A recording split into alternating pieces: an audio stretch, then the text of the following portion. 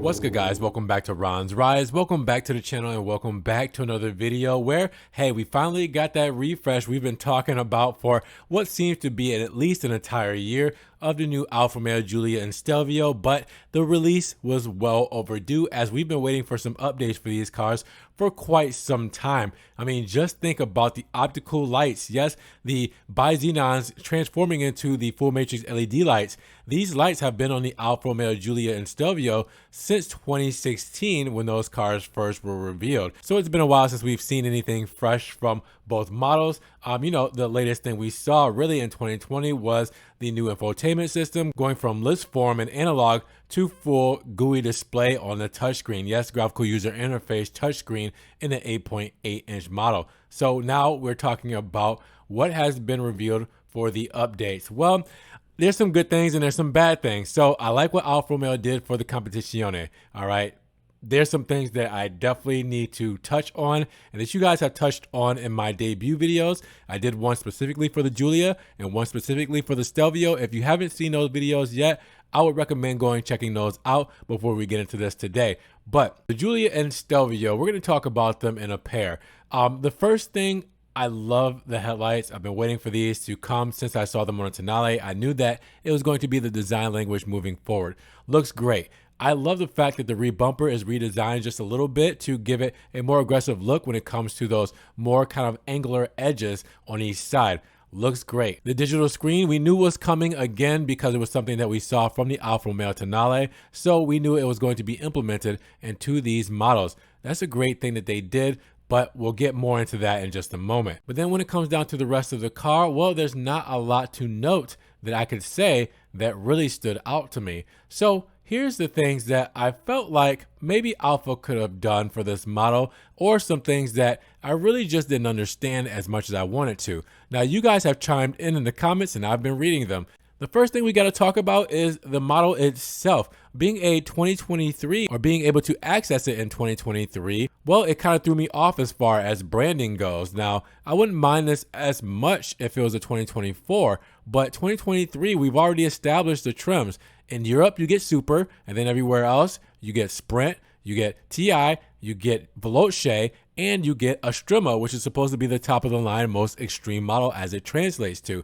So then the Competizione comes in stomping its feet, and it's like, no, I'm actually the most extreme model because I'm the Competizione and I have, the new headlights and the new digital instrument cluster. So again, it still kind of gives me some brand identity problems with, okay, why is this a 2023? It should be a 2024. By the time we see it in dealerships, I mean, it makes the most sense and it kind of separates these models from the rest. So it kind of makes those models irrelevant. Now, let's talk about the paint because it is actually a Lunari white, or you can call it moonlight gray as they call it now. It's the same color that Lunari white was, some 2 years ago. So the competition model gets matte Lunari white, which is obviously a matte paint, but it's a little bit lazy in my opinion. Alfa took an existing paint and just made it matte. I would have loved to see something more sinister, maybe something that just gives you the Competizione racing feel. Maybe bringing back a color like Rosso Comp or Rosso Competizione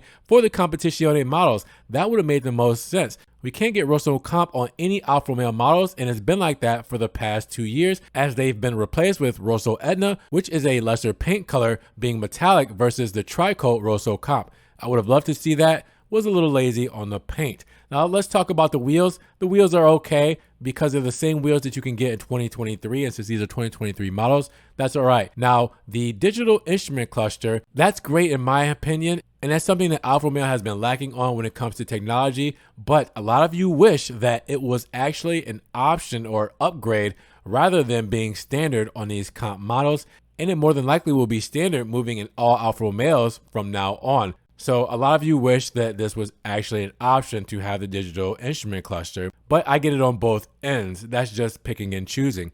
Now for the infotainment, nowhere really was I told that we would get Uconnect 5 on this model, but in the spy photos that we saw earlier on this year, we did see Uconnect 5 on these displays, and I know this is the same 8.8-inch display that we're used to for the Alfa Romeo models. Again, they got updated in 2020, but from the press photos, it still looks like that same system. It does not look like the updated Uconnect 5 that you see in Stellantis vehicles these days. So I'm not going to rule that out yet, but I am slightly confused if it is not updated and is still on Alfa Romeo's infotainment software. Now the taillights, I know a lot of you guys said that was lazy. We got these same taillights in the TI Sport Carbon a couple of years back, and they're pretty much bringing them back for the Competizione models. This is probably more of a mid-cycle refresh, so I didn't expect much, and in the spy photos, we didn't see much change with the tails. I am glad that they are the clear with the black housed tails, but the taillights, I mean,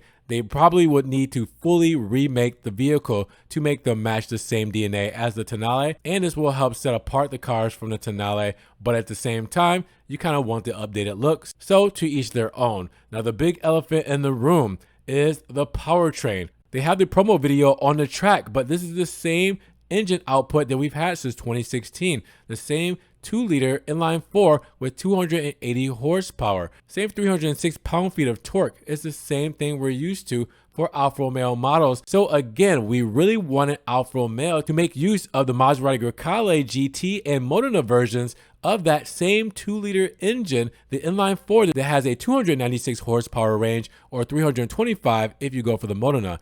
Alfa Romeo, I feel like maybe they could have done it. Maybe they could have utilized this to its max.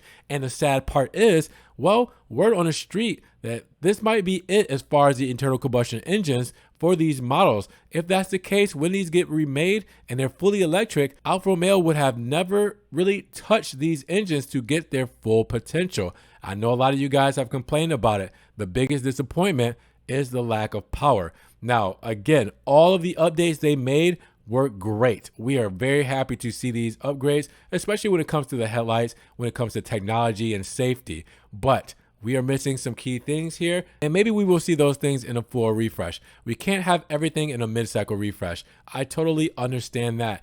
So I'm happy to see what Alfa Romeo has done, but I know that there are some pros and cons here, and the weight of the cons might outweigh the pros. But the great thing is that most people who have the Alfa Romeo models now or are buying the other Alfa Romeo models don't feel too left out when it comes to this refresh, as it keeps a lot of the same things like its performance and overall DNA, so they can still buy the lesser models of the Competizione and get what they need out of these cars. But any other of the minor updates that I might have missed, well, definitely check me on that and let me know down in the comments below. Do the pros outweigh the cons, or are the cons of this refresh heavier than the pros?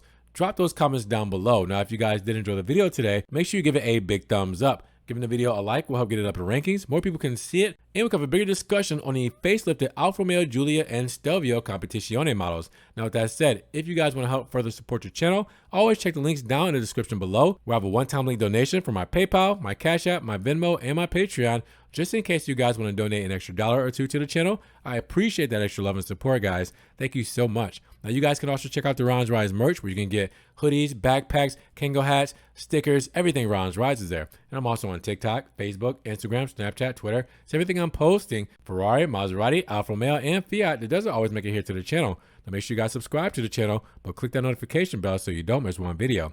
And with that said, you guys be blessed, have a great day, and we will talk to you guys in the next Ron's Rise video. Peace.